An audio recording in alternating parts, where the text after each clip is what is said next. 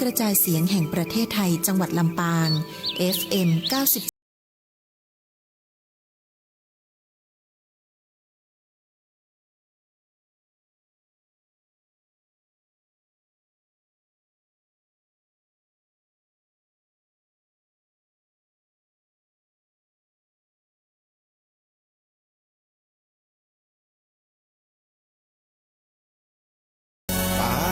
ติปาตาเวรมณี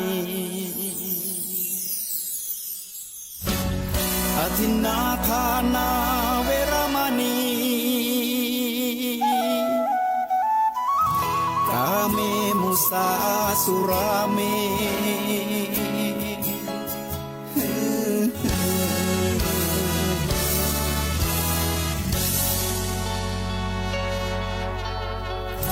ศีลคือข้อห้ามธรรมคือข้อ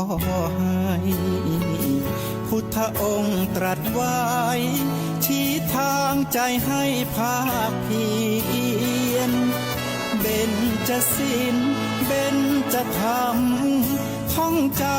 ำสมัยเราเป็นนักเรียนธรรมะไม่เคยแปรเปลี่ยนแต่เรายังจำได้มาทวงคำมันหมู่บ้านศีลห้าคือเป็นพันธะ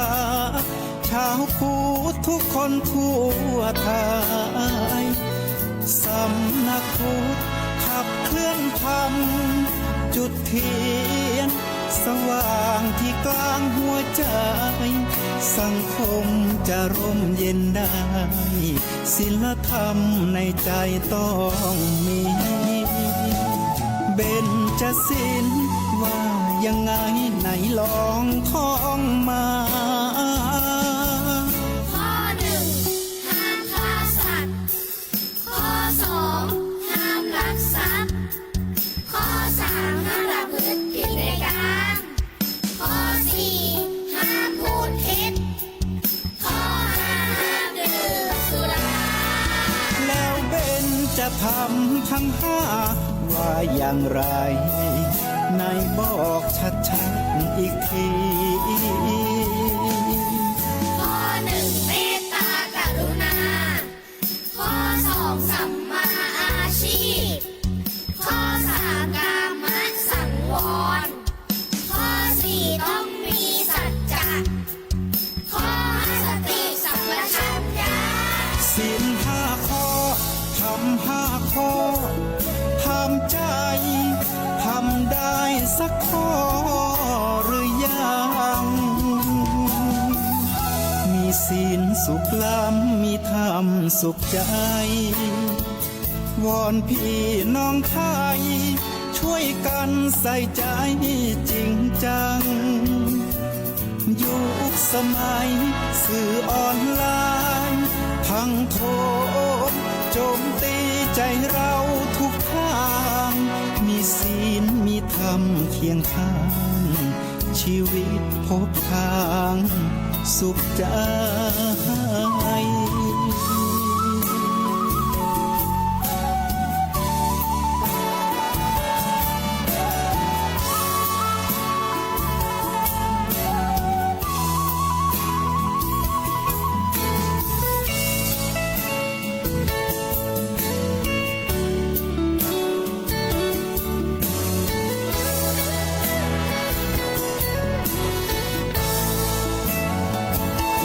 เบญจศีลว่ายังไงไหนลองท่องมาข้อหนึ่งห้ามฆ่าสัตว์ข้อสองห้ามลักทรัพย์ข้อสามห้ามประพฤติผิดในกามข้อสี่ห้ามพูดเท็จข้อห้าห้ามดื่มสุราแล้วเบญจธรรมทั้งห้าว่าอย่างไรนายบอกชัดๆอีกทีข้อหนึ่งเมตตากรุณาข้อสองสัมมาอาชีพข้อสามกามสังวรข้อสี่ต้องมีสัจจะข้อห้าส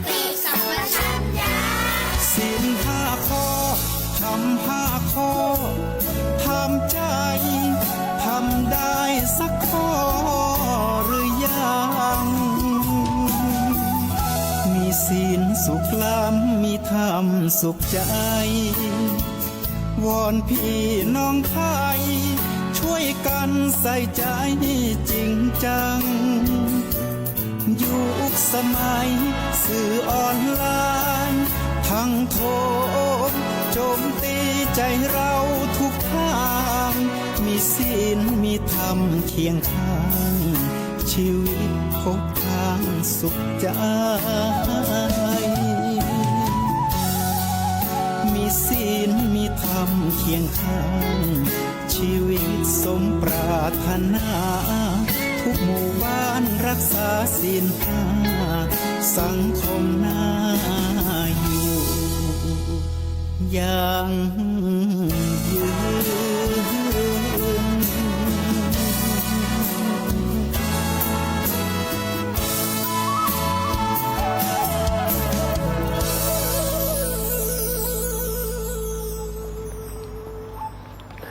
คำว่าศรัทธา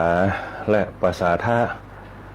เป็นกรรมธรรมะที่แจ้งเป็นใสนะแปลความไปแล้วบ่ได้ไปไกลแค่เชื่อบ่ได้และเหลื่อมใสเข้าแต่ปัจจุบันมันเกินแบบเบากว่างปันเมาอยู่นะมีศรัทธาและประสาทะนะพิษกล่องแบบเบาเมามัวถึงบ่ป้นเรื่องความตื่นกลัวฝังความมัวไว้ในสิ่งสร้างสปะกรรมสอนนำมากล่าวอ้างเหมือนแนวตางเป็นว่าสร้างสมศรัทธาและประสาทะมาตามกรรมกล่าวอ้างนาบัดต้องเหียนหู้ผ่านถ้อยภาษาแข่นำเงินตามาวางกาบไว้แอบอ้างคำสอนซุกสอนสอดใส่เอาไปใหญ่ยศบิดเบียงกันนุนนั้นบีบกดหลายสดใส่เข้าเหนืองนั้นปันแปลงแต่งไว้ซับซ้อนสูนกันใส่ความมัวมันคือดูเปล่งจ้าหวังได้ทรัพย์สินหนุนนั้นปั่นว่าตามวาทาเรียกร้องจวนกันไว้สาอนาแสซ่องลงจากห้องธรรมากูอย่างสร้างไว้แค่ได้หิหาทรัพย์สินนาจากคนกราบไว้สติร้อยหายปัญญาบะไกบะสนในหลายเดือดจ้ากำกึดหลากหลายตามหลายเปลงว่ามดหายหนเสี่ยงลงไปหันมาก็นักบ่ลักโตดไผกูอย่างเปลี่ยนไปตามกรรมเอ่ยอ้างศีลธรรมแตกบ้างไปแล้วและนายเฮยก็ขอความสุขความเจริญจงมีแด่คณะสัตยาญาติโยมผู้ฟังทุกคนทุกท่านขอถวายความเคารพหลวงพ่อพระเถรานุเถระหลวงพ่อเจ้าหน้าจังหวัดหลวงพ่อรองจังหวัดหลวงพ่อเจ้าหน้าอำเภอหลวงพ่อรองเจ้าหน้าอำเภอหลวงพ่อตำบลหลวงพ่อเจ้าวัดพระเนรเถรทุกรูปทุกตนตีประพฤติปฏิบัติในช่วงธรรมะยามเจ้าบ่ว่าจะเป็นกรณียกิจสี่ทำวัดสวดมนต์กันเพื่อแผ่เมตตาบารมีธรรมให้กับคณะสัตยาญาติโยมได้อยู่เย็นเป็นสุขกันเป็นมวลแห่งธรรมชาติไปก็อีกด้านหนึ่งก็ขอเจริญพรขอบคุณกับกรรมข่าวตังละปูนปนานเตจาได้ฝากกรรมข่าวมาอลัมพบทเบื้องต้นในช่วงรายการธรรมะยามเจ้าตังสทรปาง FM 97 เมกะเฮิรตซ์ในช่วงตอนเจ้านี่นะ รายการธรรมะยามเจ้าก็จะมีสวทลำปางของเฮาคือเวลาออกอากาศกันในช่วงธรรมะยามเจ้าเปิด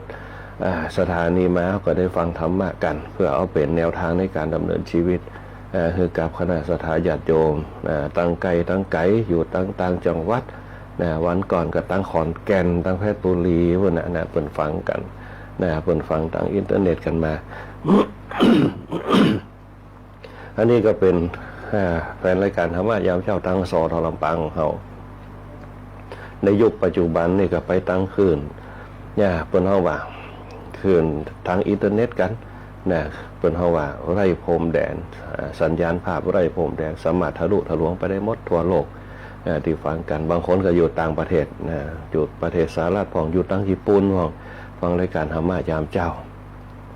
อันนี้ก็เป็นเพื่อนห้องว่าแนวทางหรือว่าเป็นอาหารจิตอาหารใจของแม่มัวเฮาทั้งหลายในพ่อชาวพุทธเฮารายการธรรมะยามเจ้าเจริญพรขอบคุณกับผอ.สทลำปางคุณเดือนอินตะเป็นต้นแล้วก็คุณกาญจนาอินทาหัวหน้าฝ่ายรายการ แล้วก็คุณแอลชุติการเราใช้คุณก้อยอัชราพรป้องจันทร์คุณบรรหารสุยะเป็นต้นเนี่ยที่คอยดูแลคอยอุปถัมภ์เนี่ยในรายการธรรมะยามเจ้าเพราะว่าจะเป็นงานกินงานตาลงานสร้างบุญบารมีต่างๆเนี่ยให้กับทุกคนทุกท่านเพื่อเสริมสิริมงคลกับตนตัวเปิ้นถึงบอกว่าธรรมะถือว่าเป็นธรรมชาติเราจับต้องบ่ได้แต่เป็นคำสอนแต่เราจะไปนึกคือมันจับต้องได้ถ้านึกคือมันจับต้องได้มันก็เป็นอัตตามันก็เป็นตัวตนมันก็เป็นรูปนาม นะมันก็เป็นรูปนามไปเป็นรูปธรรมไปนะเขาไม่ได้เป็นนามธรรมธรรมะก็คือนามธรรมที่เขาฟังแล้วโป๊กเนี่ยนามเอาไปเป็นข้อคิดเนี่ยบางอย่างมันอาจจะเข้าหูเขาน้อยนึงก็ได้ในเนื้อหาแต่ละชั่วโมงไปมันก็เหมือนกับธรรมะแต่ละรูปแต่ละตนที่มันเอามาบรรยายกันเป็นเนื้อหาที่จะให้เขาค้นคว้าไปเหมือนกับเขาต้องการจะอยากกับเข้าสอบหาสูตรกับเข้าเนี่ยสูตรก๋วยเตี๋ยวก้าสูตรอย่างก้ามันมีหลายสูตรด้วยกันนะแต่สิ่งที่สำคัญที่จะติดใจในเรื่องของสูตรการกินกันอย่างต่างมันขึ้นอยู่กับกายของเขาตัวตึงใจตึงกายเขาเป็นคนทำใจเขาเป็นคนสั่งไปส่งไปก็คือมิตรไมตรีเนี่ยเครื่องปรุงรสของอาหารชั้นยอดก็คือมิตรไมตรีอรรถรสในการโอ้การจาการเจรจาการต้อนรับครับสู้มันมีองค์ประกอบหมดนะอันนี้เป็นต้นนี่แหละคือเครื่องปรุงต่างๆธรรมะก็เหมือนเดียวกันแต่ละรูปแต่ละตนเปิดก็บรรยายไปตามอรรถรสบางคนก็เคยหัวผ่องบางคนก็เศร้าโศกผ่องบางคนก็ฮึกเหิมผ่องบางคนก็เอาไปเป็นข้อคิดมันแบ่งแต่มันแต่เนี่ยเป็นต้นนี่แหละเป็นเพราะว่าการรักษาโรคมันบ่เหมือนกันนะยารักษาโรคมันก็บ่เหมือนกันยารักษาโรคเจ็บท้องยารักษาโรคเจ็บหัวเนี่ยมันก็บ่เหมือนกันเพราะฉะนั้นเนี่ยธรรมะเนี่ยเป็นยาเนี่ยแต่เขาจะเอาไปรักษาอย่างนั้นขึ้นอยู่กับตัวเขานะคณะสัตยาญาติโยมนะนี่ก็เจริญพรขอบคุณกับสทลำปางเขาที่อยู่ด้วยกันมาหลายปีดีดักจนจำมาได้ละเริ่มต้นไปได้ปุ๊บเนี่ยเขาจำมาได้ละเนี่ยอย่างน้อยก็คือหลายผู้หลายท่านที่ไปส่งอัตมาภาพบอกว่าจะเป็น3 ล้อก้าเนี่ย3 ล้อเครื่องก้า3 ล้อปั่นกันในสมัยนั้นนะที่ไปส่งกันบางคนก็ปั่น3 ล้อมาได้ละเท่าแก่กันหมดหลาย10 ปีก่อนโควิดด้วยนะอันนี้เป็นต้น อันนี้ก็ที่เขาอยู่กันมาเนี่ยที่เขาอยู่ร่วมกันมาโดยเฉพาะธรรมะเนี่ยจะได้ก็ตามอันอย่างกระตึงปะเต่าเราฟังดูแลปุ๊บอย่างน้อยคือหนึ่งอย่างเขาหูจักไว้หูจักการหูจักเวลาเนี่ยธรรมะทำให้รู้จักไว้ตัวเองว่าตอนเนี้ยเขามาถึงไหนถ้าละออนได้ฟังสมะเนี่ยหูจักไว้เดี๋ยวก็ว่าเป็นละออนจะต้องมีหน้าที่จะได้เนี่ยเรียนหนังสือจะต้องรู้เรียนรู้คุณธรรมเนี่ยคุณธรรมมาจากไหนมาจากใจความรู้เนี่ยก็คือเป็นเปื้อนข้องเครื่องพิสูจน์กายเพราะฉะนั้นจะได้ก็ตามคณะสัตยาญาติโยมทั้งหลายคนเราถ้าแบ่งแยกไปได้เนี่ยคือกายกับใจเนี่ยหรือว่าจิตเนี่ยมันเหมือนกับตัวตนเขากับเงาก็คือจิตเขาจะเดินทางไปพร้อมกันถ้าวันไหนจิตเขาวันนี้ปุ๊บบะมีเนี่ยเงาเขาก็จะบะมีกายเขาเนี่ยจะคือถ้ามันคนห้องว่าจิตบะมีกายมันก็จะบะมีเนี่ยมันจะต้องแยกกันเพราะฉะนั้นกายกับจิตมันจะมีอาหารของเปิ้นอาหารที่เขาใส่เข้าไปอาหารกายก็คือข้าวที่เป็นก้อนที่เขาปั้นใส่เข้าไปข้าวหงข้าวเจ้าข้าวเหนียวข้าวนึ่งใส่เข้าไปตามที่เขาต้องการนะใจเขาคืออารมณ์นะใจคืออากาศนะลืมไปนะใจคืออากาศจิตก็คืออารมณ์จิตกับใจถ้าเขาใจให้มันเป็นประโยชน์เขาบริหารให้มันเป็นไว้เขาจะดีนะเขาจะมีความสำนึกเขาจะเป็นพื้นฐานเพื่อเป็นไว้รุ่นเขาคือหูจะคิดว่าธรรมะเนี่ยเป็นประโยชน์กับเขาแต่เขากลับไปคิดว่าตัวตนบุคคลเนี่ยตรงนั้นเนี่ยถ้าเขาไปกำหนดตรงนั้นเนี่ยเขาจะมาได้อย่างขึ้นมาเนี่ยธรรมะคือพระพุทธเจ้าธรรมโมหเวรคติธรรมะจริยจำภาษิตตรงนี้ไว้ให้ดีเพิ่นบอกว่าอยากจะเห็นพระพุทธเจ้าอยากจะเลื่อนร้อยตามพระพุทธเจ้าเนี่ยต้องพระธรรมธรรมโมหเวรคติธรรมะจริยเมื่อใดก็ตามเนี่ย เนี่ยทำประทับใจของเขาเนี่ยนั่นแหละคือพระพุทธเจ้าอยู่ในใจของเขาอยู่ในจิตของเขาเนี่ยพระพุทธเจ้าปรินิพพานไปที่อย่างพระพุทธเจ้าถึงต้องปรินิพพานจะให้เป็นอมตะชีวิตใดก็ได้แต่มันก็เป็นการฝืนสังขารเขาจะบอกไปตามสังขารจะได้ก็ตาม จะมีอมตะมากมายจะได้ก็ตามมันก็ต้องย่อยสลายไปคำว่าอมตะบ่มีในโลกนะมันต้องเปลี่ยนไปตามกาลเวลาทุกอย่างมีอายุของมันจะจ้าหรือเหลียวจะศตวรรษหรือทศวรรษเนี่ยเป็นเรื่องของสังขารต้องมีการย่อยสลายไปเหมือนกับโลกเขาเนี่ยเขาบอกว่าจะกี่หมื่นปีกี่พันปีมันจะดับไปเหมือนกับมันปะทุขึ้นมาใหม่ที่เขาอยู่ด้วยกันได้นะคณะสัตยาญาติโยมทั้งหลายเพราะฉะนั้นเนี่ยในการทำว่ายามเจ้าเขาเนี่ยก็จะมีสวทลำปางเจ้าหน้าที่ของเขาทุกคนทุกท่านแต่มีจิตใจไฟบุญนะมีมิตรในตีต่อกันในการสร้างสรรค์ขึ้นมานะใบช่างนี่ก็เช่นเดียวกันนะรับเด็กลูกเจ้านะคอยดูแลเอาใจใส่แต่ว่าไปขอยืมจอนะคอมพิวเตอร์เพิ่นก็ฮื้อยืมมาเอามาใจนะโรงเรียนจอบ่มีจอคอมพิวเตอร์เพิ่นใจจอสำหรับดูกล้องวงจรปิดนะเพิ่นก็อำนวยความสะดวกเนี่ยบอกว่าจะเป็นหัวหน้าประสานทีมทองคุณแหลมเพชรนั้นตาแสงคุณผู้พิงโพสิริแสนแล้วก็ช่างต่อเป็นต้นนะแล้วก็ทีมงานสอทลำปางคุณธนาต้อยนะคุณธนาพันโชคดีคุณมิตรเลื้อนใจต้อยเจ้าหน้าที่ทุกคนทุกท่านในสอทลำปางของเราเปิดเลยเนี่ยเข้าหาธรรมะธรรมะเนี่ยเปิดกันเลยมีชีวิตที่เปิดห้องโชดช่วงชัชวาลคำว่าโชดช่วงชัชวาลมาจากอย่างมาจากใจที่ใสเมื่อใจที่ใสใจสะอาดเนี่ยใจเจริญใจใสใจสะอาดใจเจริญทุกอย่างการดำเนินชีวิตมันย่อมสว่างสะอาดสงบไปในการดำเนินการในการเดินตามวิธีการชีวิตต่อไปแต่ละวันไปนั่นแหละคือทีมงานสอทลำปางแล้วก็คณะสัตยาญาติโยมของเขาทุกคนทุกท่านโดยตีแน่นแฟนในรายการธรรมะยามเจ้าตั้งแต่ต้นเป็นจนจบนะเป็นต้นไปเนี่ยบางเตือก็ได้ออกอากาศนะอย่างวันจันทร์ที่ผ่านมาก็คือบนห้องว่าจะว่าสภาพร่างกายก็ได้นะมาปุ๊บเนี่ยบัดตันละเนี่ยก็เลยผ่านไปในวันพุธเขาก็เข้ารายการวันศุกร์ก็เข้ารายการ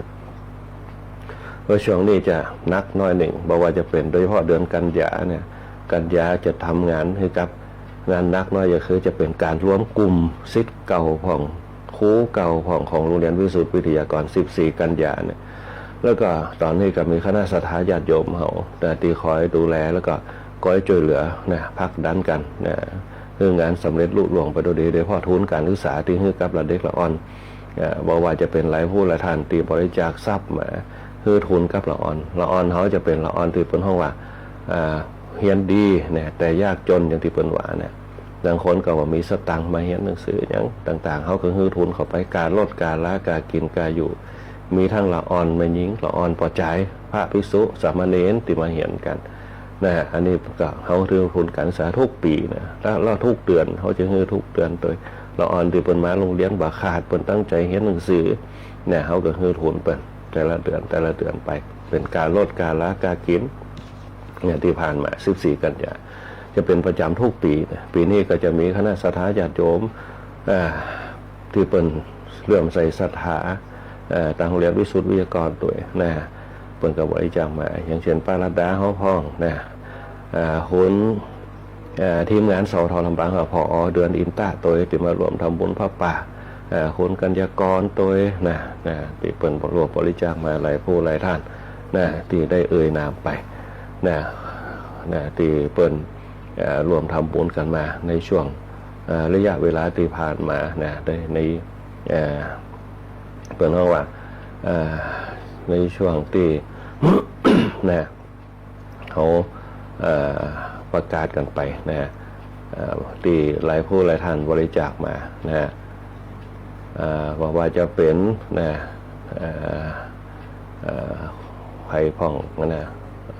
ที่เป็นบริจาคมาคุณดาราวันพ่องนะคุณดาราวันนะคุณสกุลรัตน์โดยนะแล้วก็คุณป้ารัตดาเขาตัวที่บริจาคทุนกันสามารถคุณบุญเรือนตัว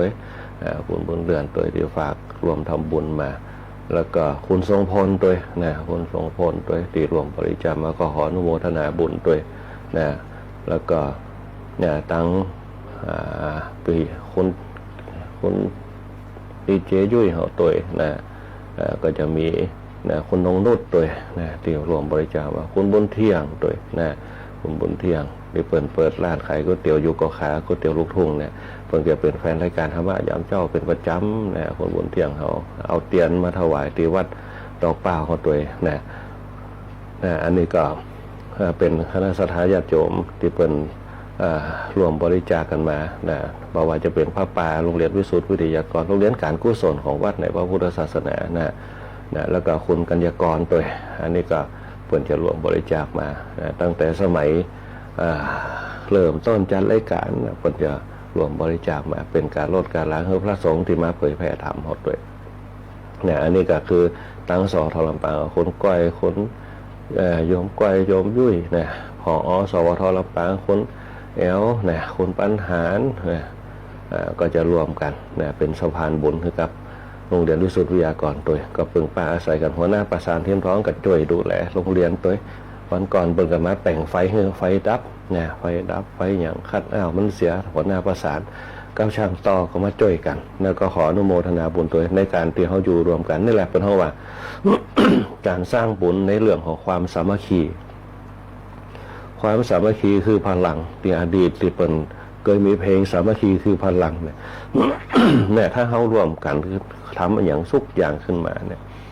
ความสามัคคีตรงนั้นเนี่ยจะเป็นพลานิสงส์เนี่ยเกิดธรรมชาติในการอยู่รวมกันเมื่อจิตใจความพร้อมเพียงกันเนี่ย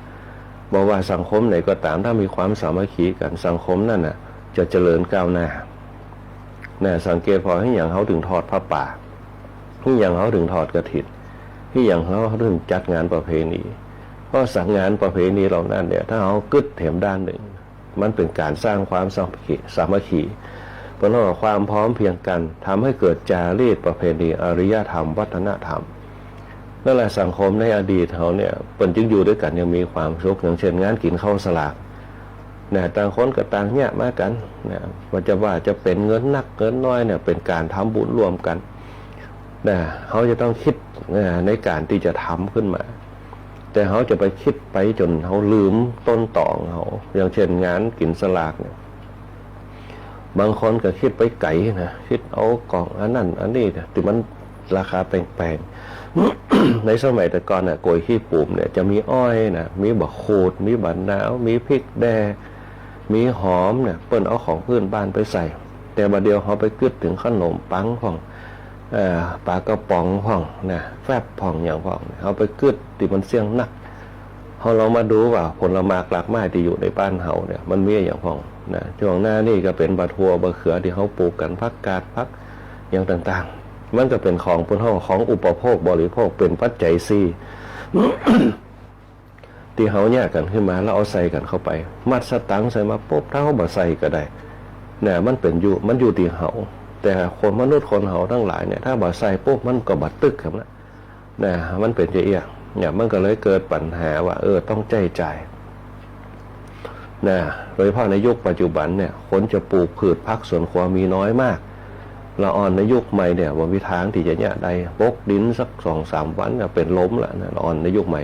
หุ่นล่ำบึกเหมือนฝรั่งเนี่ยบกดินกลางแดดสักกำเนี่ยโตขีมกันแดดเสี่ยงเป็นหลอดก็มีทาหน้าทาตาใส่กุ๊บปกหน้าปกตาแทบจะเนี่ยมาได้นะเนี่ยในสมัยก่อนอดีตบ้านเขาเนี่ยในน้ำมีปลาในนามีข้าวเนี่ยหลักเงาของเขาเป็นจะอีแต่พอเกิดยุคนิกขึ้นมานกยุคนิกยุคอุตสาหกรรมเขาก็เฮอไปทั้งปุ้นกันเขาก็ลืมตีให้ตีหนากันควายเขาก็บาหันละเนี่ยงัวเขาก็เริ่มบาหันละเนี่ยไถนาประเดียวเนี่ยเหมืองน้ำเหมืองปุ๊บถมใส่ต่อแป่งตางกันไปหมดเนี่ยนาบางตีเนี่ยคือผลจ้างทำกันเนี่ยมันก็เลยเปลี่ยนแปลงกันไปเนี่ยแต่สมัยแต่ก่อนเนี่ยสิ่งเหล่านี้แหละมันเป็นสภาวะธรรมชาติเป็นวงจรชีวิตที่เนี่ยคนเขาอายุยืนเนี่ยคนเฒ่าคนแก่ถึงจะตกให้ตกนะแต่อายุมันยืนนะวันก่อนไปตะหวาไปงานศพนะงานศพงานเขาดำวัดหมอนกระติงไปบรรยายธรรมเนี่ยงานศพคนย้ายคนอายุ100 ปีกันนะหาได้ยากเนี่ยคณะสถาญาติโยมคำว่า100 ปีเนี่ยวิถีชีวิตของเปิ้นอยู่กับศีลกับธรรมสังเกตเพราะว่าคนเฒ่าคนแก่ที่อยู่กับศีลกับธรรมจะอายุยืนเพราะว่าปล่อยวางเป็นเพราะบรรยากาศในการปล่อยวางในการดำเนินชีวิตเนี่ยเวลาไปวัดเนี่ยเขาต้องปล่อยวางให้ได้ฝึกนิสัยให้มันปล่อยวางให้ได้คนเฒ่าปล่อยวางเนี่ยจนติดเป็นนิสัยเนี่ยบ่เอาก ดินท้าสรรเสริญไปอู้ในโบสถ์ในวิหารเปิ้นปล่อยวางได้ตรงไหนก็ได้ศรัทธาญาติโยมหลายคนไหนที่มีอายุสัก50ขึ้นลองกึดพอในสมัยอดีตรถถีบกะกุ๊บกะจ้องกะเกิบกะนะเปิ้นจะจอดเอาไว้นอกประตูวัดแล้วก็เหยียบย่ำซ้ายเข้าไปว่าเดี๋ยวนี้เป็นสไตล์หมดเปิ้นบอกว่าเป็นสไตล์เพราะอย่างโอ้มันเป็นตีบลิ้นเป็นซ้ายเป็นขี้เปอะมันแบบอันนี้แต่เป้าหมายมันมีจุดประสงค์มันมีหลายด้านหนึ่งเป็นการเอาหญ้าสองสมัยนี้มันมีรถย่ำไปในซ้ายนี่อย่างหญ้าคือมันต่างมันบางงามอันเนี้ยเป็นต้นนะการมีซ้ายมีอย่างพวกเป็นการกำจัดกิเลสแต่เขาอาจจะมองว่ากำจัดกิเลสตรงไหนเปิดเนี่ยคนเขามีสติในการเคลียร์ซ้ายออกจากเท้าในสมัยแต่ก่อนเนี่ยวัดเปิ่นก็อย่าปลูกหญ้าญี่ปุ่นไว้ศีลโบสถ์ศีลวิหารเพื่อเอาไว้เจ็ดแล้วปีมอสวยตีนเอาไว้จะเข้าวิหารมีผ้าสมัยแต่ก่อนกับใจงามเหมือนตอนสมัยเดียวเสื้อปุ๊ดผ่องเสื้อแปะเสื้อหม้อห้อมเอาปูไว้เพื่อเจียบเพื่อเปิดห้องว่าผ้าเช็ดเท้าก่อนจะเข้าวิหารนี่แหละคนเฒ่าแก่เขาในยุคสมัยก่อนเปิ้นมีความเป็นระเบียบความเป็นระเบียบนั่นเกิดมาจากอย่างเกิดมาจากศีลที่อยู่ในจิตในใจเปิ้นคำว่าศีลเนี่ยก็คือระเบียบเนี่ยระเบียบแห่งใจมันมาก่อนกายเมื่อระเบียบแห่งใจมันมาก่อนกายมันก็ฝึกกายตัวเก่าเนี่ยคือมีจิตสำนึกนั่นแหละคือศีลเนี่ยศีลข้อแรกคืออย่างคือหนึ่งบ่ต้องไปเบียดเบียนไผทำด้วยตัวเราเองอยู่ด้วยน้ำมือตัวเองการสร้างชีวิตของท่านขึ้นอยู่กับน้ำมือของท่านนั่นแหละคือศีลเนี่ยบ่ต้องไปมุ่งหมายนั่นห้ามฆ่าสัตว์นั่นมันเป็นปุณละเป็นประธานเปิ้นว่าเป็นบันดาลโทสะไปแล้วมันเกิดที่หลังขึ้นมาเบียดเบียนกันแม้แต่คนเอาแก่เวลาไปวัดพวกเปิ้นจะบอกเราขวัญดินท้าหลอกจ้านตาขวัญกันเปิ้นจะโอ้ถึงหลังโอ้ปีนี้ญาตินะได้เข้านักก่อเนี่ยปลูกนะได้กี่ให้เนี่ยเอาน้ำจะได้เข้าเนี่ยเปิ้นจะโอ้กันเรื่องทำมาหากินเนี่ยเปิ้นจะบอกโอ้เรื่องส่วนตัวเนี่ยในยุคปัจจุบันเขาโอ้กันนักเนี่ยบางเตือเขาบ่ได้หันกันในโทรศัพท์แล้วเขามาบ่ได้ไปสัมผัสกับเปิ้นในกลุ่มเนี่ยอันนี้เนี่ยเขาเนี่ยจิตเขาตกไปละเปิ้นเฮาว่าโมหะจริตคือความหลงตัวเก่าบางครั้งเนี่ยเอาโทรศัพท์คุณมาเคลียร์ละเนี่ยโมหะจริตเนี่ยโมหะจริตคือหลงตัวเก่าทั้งที่ว่าบางอย่างในโทรศัพท์นั้นใจโปรแกรมอย่างบ่เป็นก็มีเนี่ยขอให้มันถ่ายรูปได้ฟังเพลงได้เนี่ยสุดท้ายโทรศัพท์เป้าหมายคืออย่างคือการโอ้การจากันนั่นแหละคือเปิ้นเฮาว่าคำว่าเปิ้นมีศีลเนี่ยเปิ้นจึงจัดระเบียบตัวเก่าได้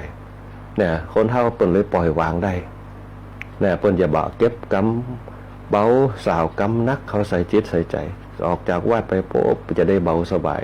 บางคนถึงขั้นว่าสบายมาวัดสบายโป๊บเนี่ยเมื่อคืนมาวันศีลนอนวัดแถมทำวัดสวดมนต์แถมเนี่ยในยุคตะก่อนคนเปิ้นถึงอายุยืนเพราะเปิ้นบริหารชีวิตเป็นคนเฮาถ้าบริหารชีวิตเป็นเนี่ยอายุจะยืนโรคภัยไข้เจ็บจะบ่เกิดบริหารชีวิตจะบริหารภายนอกกับบริหารภายในบริหารภายนอกก็คือบริหารกายในการกระทำต่างๆฮู้จักยับยั้งชั่งใจฮู้จักพักผ่อนฮู้จักการทำงานที่มันหนักมันเบานะอีกอันหนึ่งก็คือบริหารใจคือฮู้จักปล่อยวางนะฮู้จักบ่เก็บอารมณ์อะไรอย่างต่างๆที่มันเป็นเรื่องของที่บ่ใจตัวเฮานะโดยเฉพาะในเรื่องของโลกธรรม8มียศเสื่อมยศมีลาภเสื่อมลาภมีสุขมีทุกข์มีนินทามีสรรเสริญเนี่ยโลกธรรม8มันอยู่ในตัวโลกของเขาที่อยู่รวมกันเนี่ยเขาถึงแข่งแย่งชิงดีชิงเด่นกันจากได้หน้าได้ตาต่างๆบางครั้งเกิดสติความขาดสติยับยั้งชั่งใจก็เลยทะเลาะกันนะเป็นปัญหาในสังคมบ้านเฮาเหมือนกับสังคมบ้านเฮาในทุกวันเนี่ยนะบางมีไผเป็นใหญ่ที่สุดนะเอาไผขึ้นมาก็ว่าได้เอาอย่างขึ้นมานะสุดท้ายแล้วพวกมันก็เนี่ยคือเพิ่นเฮาว่าสังคมโดยรวมเนี่ยเดือดร้อนกันเนี่ยเหมือนกับเนี่ยจัดงานวัดเนี่ยขี้เหล้าตีกันในงานวัดโป๊บเนี่ยหญ้ามันตายอย่างเสียหายนักที่สุดหญ้าก็เป็นขี้เปอะไปเนี่ยอันนี้เป็นต้นคณะศรัทธาญาติโยมทั้งหลายเพราะฉะนั้นเนี่ยคำว่าศีลถ้าคนเฮามีศีลเนี่ยจะฮู้จักสำรวมจิตสำรวมใจสำรวมสติบ่ฮื้อโทสะมันเกิดบ่ฮื้อกิเลสมันเกิดเนี่ยต้องยับยั้งชั่งใจให้ได้ถึงบางเที่ยมันจะระเบิดอารมณ์มากก็ตาม เขาก็มีการอภัยซึ่งกันและกันอภัยเนี่ยมาจากอย่างมาจากฐานที่เขาได้ทำกันเนี่ยฐานที่เขาทำกันเนี่ยมันจะส่งภาระในสงฆ์เนี่ยเขาห้ามจิตห้ามใจปั่นใจให้กันให้โอกาสกันคนเขาในยุคสมัยเก่าเปิ้นถึงปั่นใจให้กันเปิ้นจึงให้โอกาสกันให้อภัยซึ่งกันและกันเขาจึงมีคำว่าข้างที่หนึ่งข้างที่สองข้างที่สามห้ามเกิน3ข้างตติยัมปิทุติยัมปินี่แหละเขาหับศีลเนี่ยนี่อย่างถือต้องมีทุติยัมปิตติยัมปิจิตคนเขาจะหนิ่งได้เนี่ยมันจะมีระยะของมันเหมือนกับเขาหล่นมาใหม่ๆเขาฟังมาเนี่ยใจเขาจะสั่นใจเขาจะเต้นตุบๆตับๆเนี่ย3 วิปุ๊บเนี่ย3 วิก็คือ3ตติยัมปิก่อยใจหายใจเข้าลึกๆเนี่ยเดี๋ยวสักกรรมก็หายอิดไปนั่นแหละเป็นเท่าว่าการบริหารภายในของเขาการบริหารภายในมาจากอย่างมาจากศีลนั่นแหละคือทำให้มันเบาบางให้มันสะอาดให้ได้เนี่ยเหมือนกับเขาอิดมาใหม่ๆเนี่ยเขาสักกรรมเหมือนนี่แหละคือศีลจะสำรวมอดใจเย็นๆใจมากปากดีกันสูดลมหายใจเข้าลึกๆเนี่ยเดี๋ยวก็ใจมากจากนั่นแหละคือองค์รวมแห่งศีลอานิสงส์แห่งศีลเนี่ยเขาบ่ต้องไปคิดว่าห้ามลักห้ามฆ่าสัตว์ห้ามลักทรัพย์ห้ามประพฤติผิดในกามห้ามพูดเท็จอันนั้นคือเปิ้นเฮาว่าจะว่าจะได้เดีย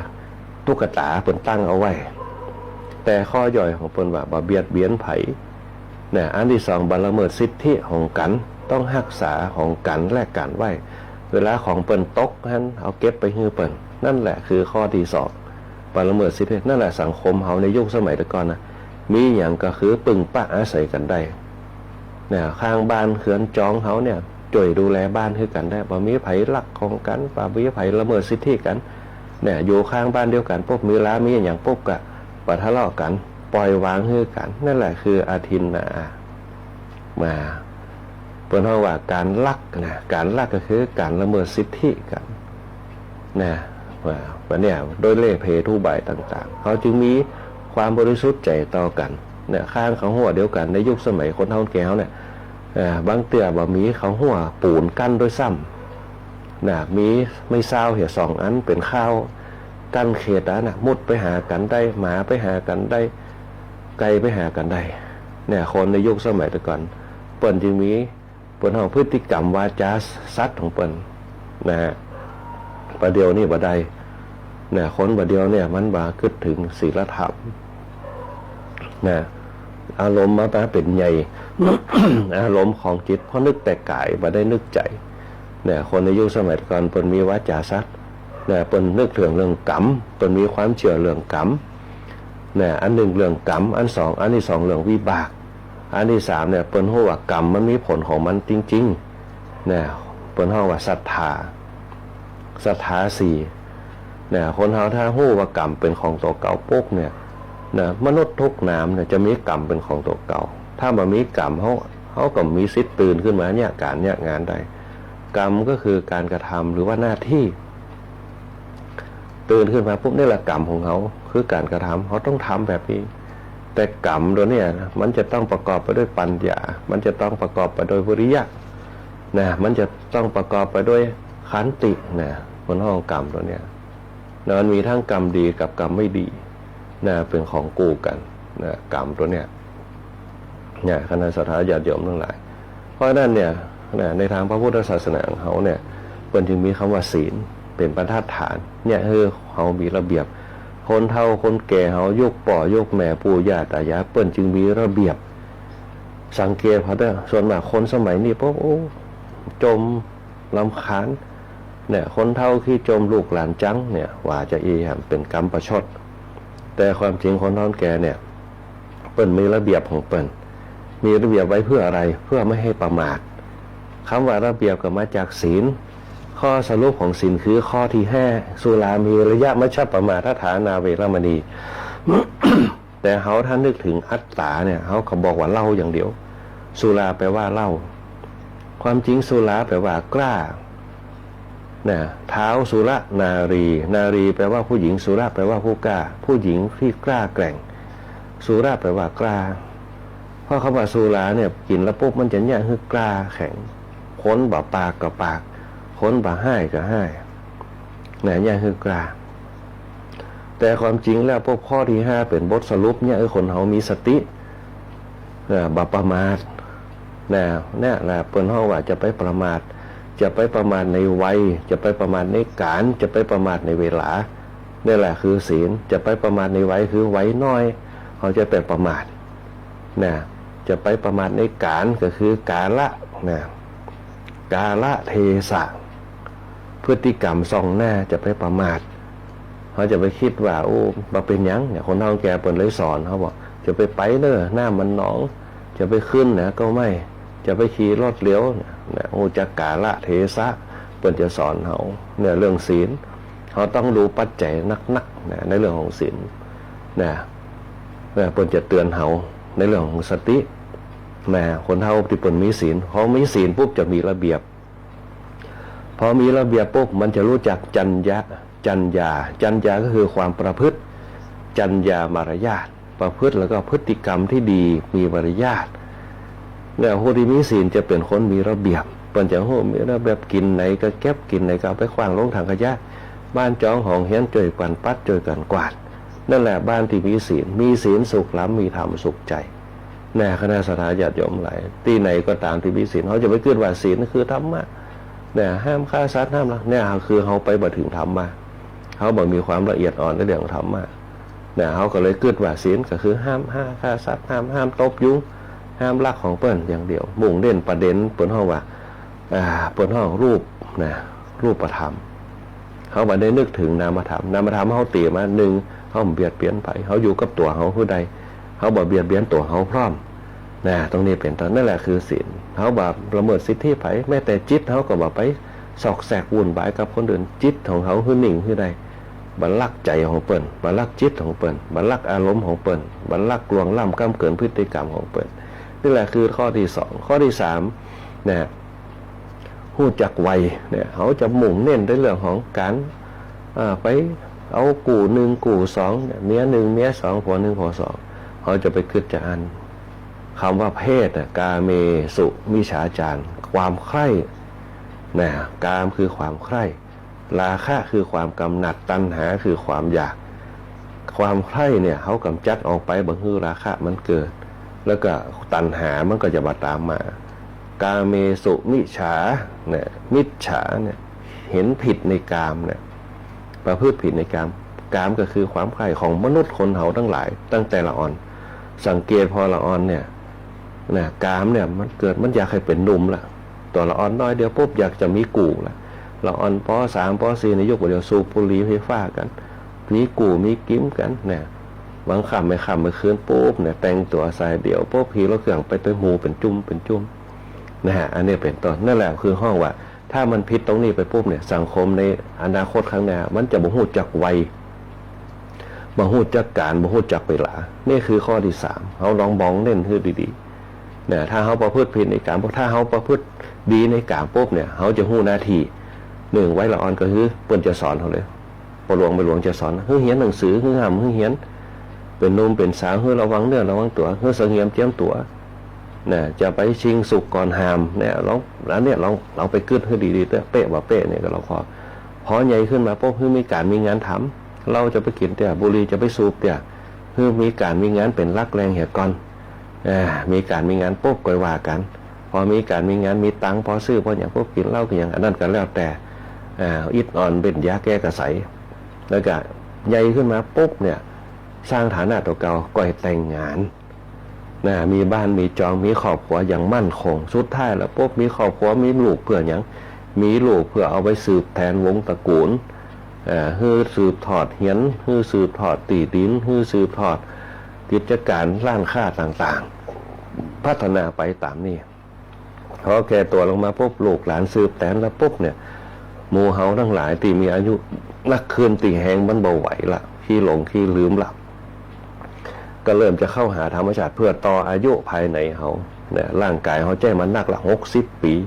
เปิ้นจึงมี60 ปีกึ่งอายุของคนเขาเปิ้นจึงมีเกษียณอายุราชการ60 ปี60 ปีมันกึ่งคนอายุคนเขา120 ปีจาก60ไปถึง90ก็ถือว่าต้นเฮาว่าวัยชรา วัยชรา90เนี่ยถึง100เนี่ยเป็นวัยบั้นปลายชีวิตของเขาเริ่มจะเขียวกับหลอนดำกับมาขาวยาวกับมาสั้นมั่นกับมาคลอนหย่อนกับมาซึ่งกับมาเซอะดำกับมาขาวคือทุกอย่างเริ่มขาวละหัวเริ่มงอกแต่อาตมาภาพงอกก่อนเปิ่น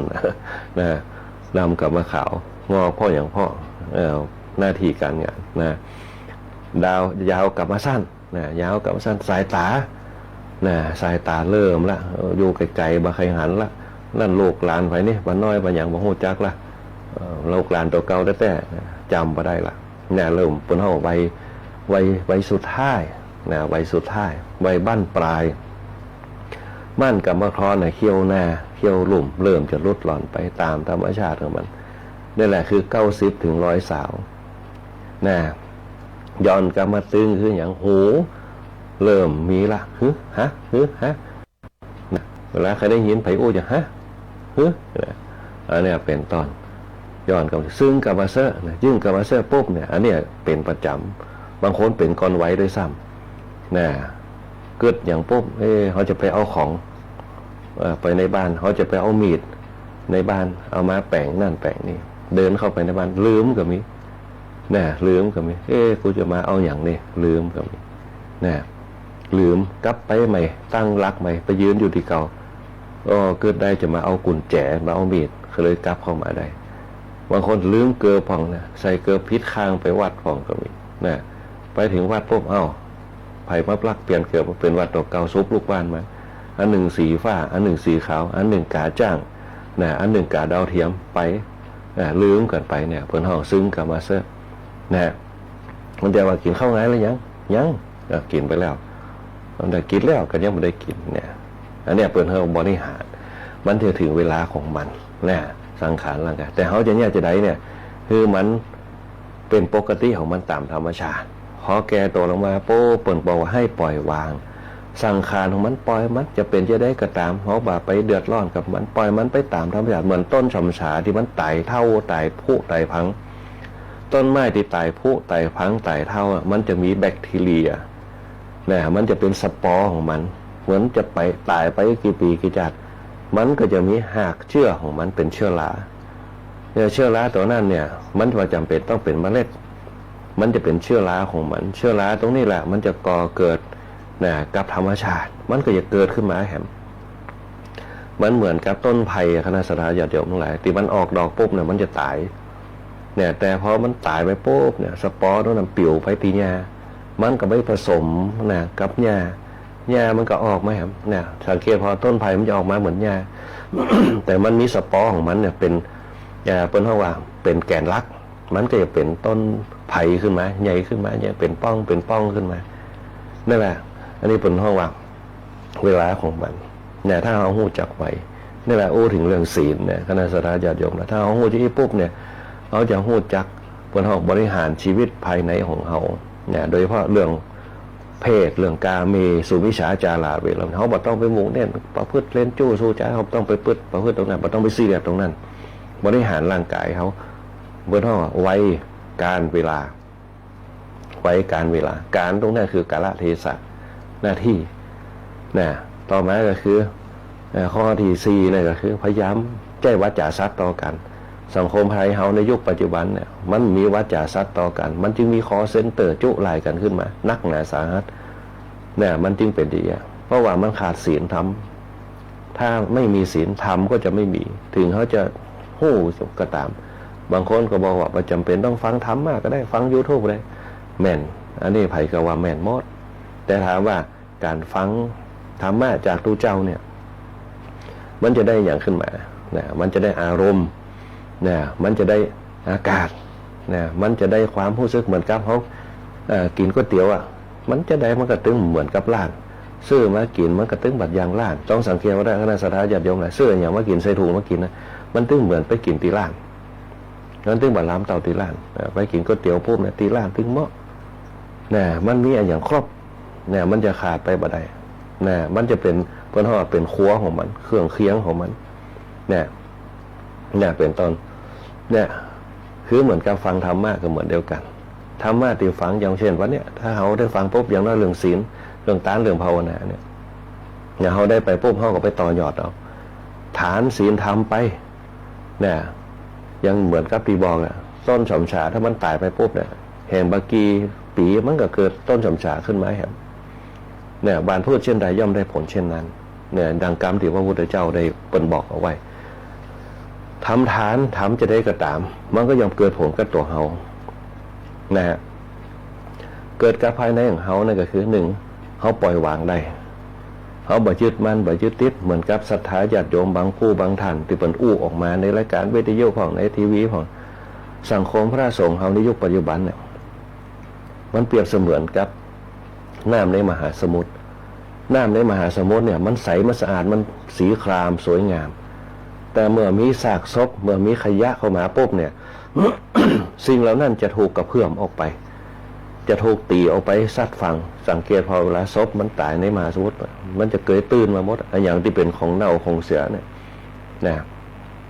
มันจะตีออกไปเพราะฉะนั้นเนี่ยในทางพระพุทธศาสนาของเขาเนี่ยคณะศรัทธาญาติโยมทั้งหลายศรัทธาเนี่ยถือว่าเป็นเรื่องสำคัญบางคนบอกว่าศรัทธาบัดเนี่ยแต่ถามว่าเคยศรัทธาผมก็เนี่ยเขาบัดตั้งศรัทธาเพราะเขาบัดตั้งศรัทธาปุ๊บเนี่ยเขาก็จะไม่มีความเชื่อมั่นในตัวเก่าแต่จะเป็นคนที่เลื่อนลอยเนี่ยเป็นคนที่เลื่อนลอยเพราะคำว่าศรัทธาเนี่ยมันจะเป็นตัวก่อเกิดเนี่ยเกิดความเพียรคือวิริยะ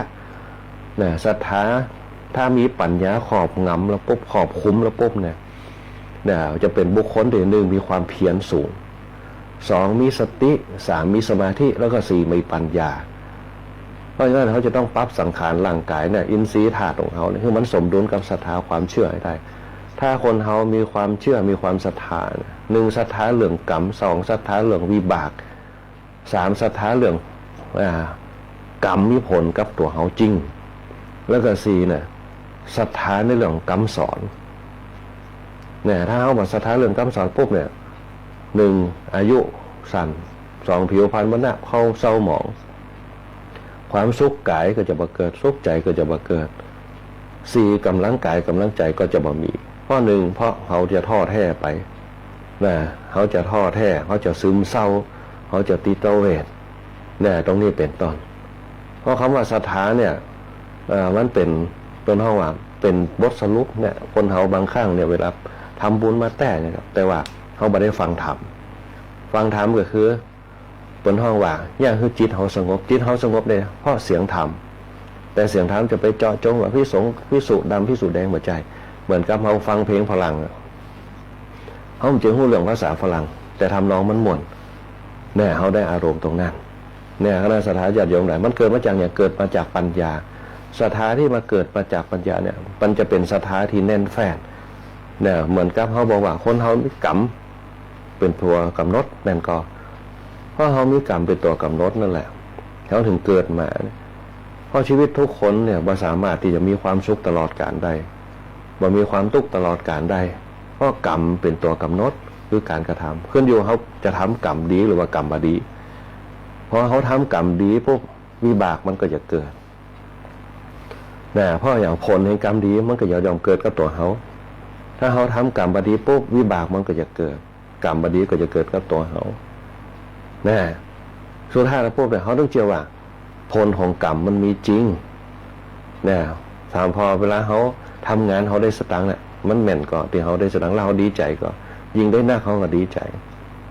เพื่อนห้องว่าเชื่อว่ากรรมมีผลจริงแต่ลองเขากรรมมาดีล่ะเขาลองไปด่าเขาไปว่าให้เขาเขาจะยิ้มใส่เขาเคยหัวใส่เขาเมาะด่าดูเนี่ยมันจะเหมือนพระพุทธเจ้าเนี่ยด่ามาเตะนางจินจามานวิกาวิทูตภาคมาฆะมานพติดาเปิ่นพระพุทธเจ้ายิ้มใส่โอ้น่าสงสารเขาหารู้ไหมว่าจิตใจที่เศร้าหมองเนี่ยใจที่เศร้าหมองจิตก็ไม่ผ่องใสเมื่อจิตไม่ผ่องใสเปรียบเสมือนเทียนที่ไม่มีประกายเหมือนกับเพชรที่ไม่มีประกายที่ไม่มีออร่าไม่มีสง่าราศีอันนี้แหละเปิ้นเฮาว่าพยายามจะไปให้มันเศร้าหมองและศรัทธาญาติโยมทั้งหลายนี่แหละคือวันนึงบอกว่ากรรมมีผลของมันจริงกรรมเป็นธรรมชาติธรรมะก็เป็นธรรมชาติ กรรมก็เป็นธรรมชาติของมันแล้วแต่ที่เขาจะเพาะบ่มเอาไว้ว่าเขาจะทำกรรมดีหรือกรรมไม่ดีสุดท้ายแล้วปุ๊บเนี่ยธรรมะคือข้อแก้ไขคือข้อแก้ปัญหาเนี่ยว่าจะเป็นธรรมะของใครก็ตามจะได้ก็ตามธรรมะ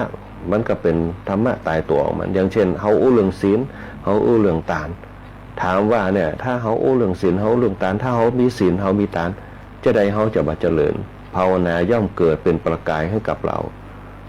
เนี่ยประกายก็คือเหมือนเขามีเตียนอยู่เขาบัดจุดมันก็มีแสง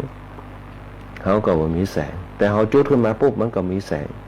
แต่แสงตรงนั้นจะอยู่ในที่มืดอยู่ในที่สว่างขึ้นอยู่กับประโยชน์ของมันเนี่ยขึ้นอยู่กับบารมีของมันนะคณะสัตยาญาติโยมทั้งหลายเนี่ยเพราะฉะนั้นเนี่ยบ่มีศาสตร์ไหนเต่าศาสนาพุทธของเขาตีเช้าตะวันตกเป็นยกจองมานี่แหละคือศาสตร์แห่งความจริงเรื่องจิตวิญญาณเพราะจิตวิญญาณเนี่ยมันเป็นของกู่กันเขาจะต้องบริหารให้เป็นชีวิตเขาเนี่ยมีกายกับจิตใจเขาต้องอู้ถึงจิตใจตัวเองถ้าเขาจะอู้กับจิตก็ได้แต่ถ้าคนเขาเข้าใจเรื่องใจใจก็คืออวัยวะเนี่ยที่อยู่ภายในแต่สิ่งที่อยู่ภายในใจก็คือจิตนั่นเองเขาต้องบริหารมันเมื่อใดก็ตามเนี่ยร่างกายเขามีจิตเขามีเมื่อนั่นเขาจะมีเงาแล้วก็จะมีตัวตนแต่เมื่อใดก็ตามถ้าจิตเขาบ่มีหากายเขามีเมื่อนั่นเขาจะบ่มีเงาเขาจะนอนเป็นท่อนไม้อยู่จังอันเนี่ยเพราะฉะนั้นเนี่ยเขาฮู้ว่าชีวิตมันเป็นที่ระบบเนี่ยเขาจะต้องบริหารชีวิตให้เป็นอย่างที่บอกเอาไว้ว่าต้องบริหารให้เป็นบริหารภายในให้เป็นบริหารภายนอกให้เป็นถ้าเขาบริหารภายในเป็นโป๊บเนี่ยเขาจะหายใจอย่างสบายพระพุทธเจ้าจึงสอนรักกันหายใจของเขาอัศสาสะปัสสาสะแบบสติปัฏฐานสี่ในสติปัฏฐานสี่เนี่ยกายเวทนาจิตธรรมต้องโหเลยกายคือตัวเขาต้องรักษาตัวเขาเวทนาคือความทุกข์ห้อนต่างๆที่จะเข้ามากระทบก่อนที่มันจะเป็นทุกข์นะเวทนานะมันมีของมันสุขกับเวทนาทุกข์กับเวทนาเขาจะก่อเกิดตัวไหนขึ้นอยู่กับตัวเขาสุดท้ายอันที่สามก็คือเขาต้องตั้งมั่นแน่วแน่ให้ได้นะโดยเพราะเขาจะมุ่งเน้นในเรื่องศีลทานภาวนาเ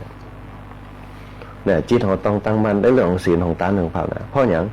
เพราะตรงนี้เป็นฐานที่มั่นทำให้จิตเนี่ยมีฐานที่มั่นคงมุ่งไปสู่เป้าหมายในการดำเนินชีวิตคือจิตของเขาแล้วก็ต่อมาคือมันต้องพูดถึงว่าทุกอย่างที่เราเห็นที่เรารู้ที่เราได้ยินที่เราสัมผัสมันเป็นธรรมชาติมันเป็นธรรมดาทุกอย่างมีอนิจจังทุกขังอนัตตาเป็นตัวกำหนดไม่แน่นอนแม้แต่กู้ผัวตัวเมียเขาลูกหลานเขาที่ยุดด้วยกันเขาจะหนีธรรมชาติไปบ่พ้นเพราะนั้นเนี่ยเมื่อเขาหูจะอีระบบเนี่ยเขาจะต้องหูจากสภาวะของมันปล่อยวางตรงนี้เป็นเขาจะย่างจิตเขาพัฒนาไปแล้วเขาจะมาเป็นโรคเครียดเขาจะเป็นโรคซึมเศร้าเขาจะเป็นโรคบาเบิดโรคจิตเวชถ้าเขาหูจักควบคุมสติตัวเก่าได้นี่แหละคือมันเริ่มต้นมาจากศีลทานภาวนาเนี่ยเกิดศรัทธาเพราะนั้นศรัทธาเรื่องกรรมศรัทธาเรื่องวิบากศรัทธาเรื่องผลของกรรมแล้วก็ศรัทธาในกรรมสอนบางคนศรัทธาในกรรมสอนปุ๊บเนี่ยคือเป็นเด็กดีคนดีอยู่ในธรรมะให้ได้ที่พ่อแม่เปิ้นสอนมาเชื่อในพ่อแม่เชื่อในปู่ย่าตายายเชื่อในวงตระกูลนั่นแหละจะเป็นบุคคลที่มีสมรรถนะแล้วก็มีบุคลิกภาพที่ดีมีความเจริญก้าวหน้าตลอดกาลนานนี่เป็นต้นนี่แหละคือการสร้างธรรมะสร้างธรรมะให้กับตัวเฮาในวันก่อนเฮาอู้ไปถึงเรื่องของพรรษาที่หนึ่งคณะสัตยาญาติโยมทั้งหลายพรรษาที่หนึ่งเนี่ยสุดท้ายในวันนี้ในพรรษาที่หนึ่งเนี่ยก็จะมีเรื่องเปิดห้องว่าหลายเรื่องด้วยกันเรื่องของปัญจวัคคีย์ทั้งห้ายัสสะกุลบุตรแล้วก็สาวก60 รูปของยัสสะกุลบุตรบวชแล้วก็ภัททวคีชดิน3 ปีน้องที่ผ่านมาชดิน3 ปีน้องชดิน3 ปีน้องเนี่ยในพรรษาที่1เนี่ยคณะสัตยาญาติโยมทั้งหลายชดิน3 ปีน้องอย่างที่ได้อู้ไปตอนก่อนก็จะมีพวกภัททวคีกุมารอุรุเวลกัสสปะนาทีกัสสปะขยากัสสปะ ชดินสามปีน้องเนี่ยเป็นลัทธิเป็นห้องเป็นลัทธิฤาษีก็ว่าได้ตีอูกันไปจะมีบริวารทั้งหมดเนี่ยอุลุเวลากัสบะเป็นปีเก้ามีบริวาร500 คนลัทธิกัสบะเป็นน้องคนที่สองมีบริวาร300 คนขยะกัสบะมีบริวาร200 คนนะทั้ง3 คนเนี่ยเป็นผู้ที่ยึดมั่นในลัทธิตัวเก่ามาก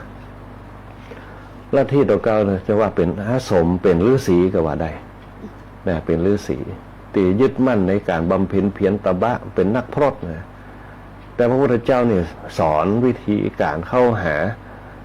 เป็นห้องอนุปปิกถาเนี่ยการแสดงการแสดงเรื่องศีลการแสดงเรื่องสวรรค์การแสดงเรื่องทานการแสดงเรื่องโทษของกามแล้วก็ผลของการสลัดออกจากกามนะโอ้ลูกเวลากัสปะฟังแล้วปุ๊บอันนี้คือแก่นแท้ของมนุษย์คนเขาทั้งหลายนะว่าเรื่องศีลเขาต้องมีระเบียบบางคนอาจจะบอกว่าศีลก็คือศีลแต่ศีลมันมีระเบียบทำให้เกิดจารีตนะทำให้เกิดจริยธรรมจรรยามารยาทจารีตประเพณีวัฒนธรรมอารยธรรมนะอุโรเวลากัสปะได้ฟังปุ๊บเนี่ยโอ้ไปไกลเลยเรื่องศีลเนี่ยมันจะเรื่องน้อยๆนะเรื่องทานเนี่ยปั่นใจให้กันเพื่อแผ่อารมณ์ให้กันและกันเขาจะอยู่อย่างผาสุกเขาจะอยู่อย่างสันติสุขเพื่อแผ่ให้กันนะพระพุทธเจ้าแสดงปุ๊บยกภาพเพื่อผันเทศนาปาฏิหาริย์นะเพื่อเห็นภาพเลยนะอธิตาปริยายสูตรนะอธิตาปริยายสูตรแสดงให้กับชดินสามปีน้องนะตอนแรกจะอู้ถึงเรื่องสิ่งทุกอย่างที่เห็นด้วยตาที่สัมผัสที่ได้ยินด้วยหูที่สัมผัสด้วยกายนะผ่านด้วยกายเรานี่คือของห้อนทั้งหมดเนี่ยที่เขาหันเนี่ยเป็นของห้อนที่เขาได้ยินเป็นของห้อนเขาจะแยกให้เป็นของเย็นโดยการดับก็คือสมาธิของเขานั่นเองนะและสถาญาติโยมตอนที่2ก็อู้ถึงเรื่องว่าห้อนพ่อหยังที่มันเผาไหม้ห้อนพ่อราคะที่เขาเข้าไปจับความกำนัดทั้งหลายนะตอนที่3เนี่ยพระพุทธเจ้าเพิ่งก็เลยแสดงผลในความห้อนอย่างต่างๆเนี่ยโดยคือคำนึงถึงรูปเวทนาสัญญาสังขารวิญญาณนะรูปเวทนาสัญญาสังขารวิญญาณสังขารก็คือทุกอย่างจิตไม่ใช่รูปไม่ใช่รูปนะจิตก็คือธรรมชาติที่เขาสัมผัสไปเหมือนเขาฟังธรรมะเขาจะจิตฟังธรรมะเนี่ยเขาจะได้ลมแห่งจิตไปนะเป็นต้นนี่แหละก็คือที่พระพุทธเจ้าได้ตรัสสอนนะเป็นห้องว่าชดินสามปีน้องนะที่ได้บรรลุพระอรหันต์ไปนะวันนี้ก็คิดว่าคงจะพอสมควรเก็บเวลาเหลือไปดูเวลาเหลือเวลาแหม3 นาทีคณะสถาญาติโยมหลายอัตมาภาพผู้คุยบุญปริยติยากรก็ขอยุติธรรมะเว้าไว้แต่เพียงเท่านี้ก่อนขอเจริญพรขอบคุณกับคณะสถาญาติโยมกูคู่คนที่เข้ามาร่วมรับฟังรายการธรรมะยามเจ้าคุณโยมสารวุฒิคุณโยมโชคนี้มีความสุขคุณโยมลาวันคุณโยมบุญชนกคุณโยมอาเม่งคุณโยมสง่าคุณโยมนพดลคุณโยมแสงเดือนคุณโยมอภัยคุณโยมแม่ปานน้อมคุณโยมรัชชาคุณโยมแม่เพ็ญศรีโตยนะคุณโยมสมพรคุณโยมประภัยคุณโยมฟองคำคุณโยมล้วนศรีคุณโยมแอดโตยแล้วก็คุณโยมมิชิโกะคุณโยมเพนคุณโยมอุศรีคุณโยมลาเขมจิลาคุณโยมกาลิยาตังกอขาคุณโยมมะลิแก้วคุณโยมเอราวัณคุณโยมกัญญาคุณโยมบารัตสิมเจียนสิริคุณโยมรถสุคนคุณโยมแดงหวานคุณโยมจันทาคุณโยมจันคำคุณโยมประภัยคุณโยมบวรคุณโยมสลินทโลคุณโยมแม่ที่วาวันตัวคุณโยมปลาหนอมตัวที่เข้ามารวมรับฟังรายการธรรมะยามเจ้าในช่องตอนเจ้านี่คุณโยมดาราสินเจียนสิริคุณโยมสะอิ่งคุณโยมปลาหนอมคุณโยมก้อยอัชราพรตัวคุณโยมอัมพันธ์คุณโยมสู้เพื่อฝันคุณโยมบุญบัวจันทร์ตัวคุณโยมอโศตัวคุณโยมสุภาพรคุณโยมบวรคุณโยมประภัยคุณโยมยงยุทธคุณโยมจันทร์ขามคุณโยมแดงบานคุณโยมบุญเทียมคุณโยมรถสุคนโยมธันวาคุณโยมเอราวัณคุณโยมมะลิแก้วคุณโยมกัญญาคุณโยมลาคุณโยมอุศรีคุณโยมมิชิโกะคุณโยมฟองคำคุณโยมดอนศรีคุณโยมสมพรคุณโยมปานน้อมคุณโยมแม่เพ็ญศรีตัวคุณโยมแสงเดือนตัวคุณโยมนพดลตัว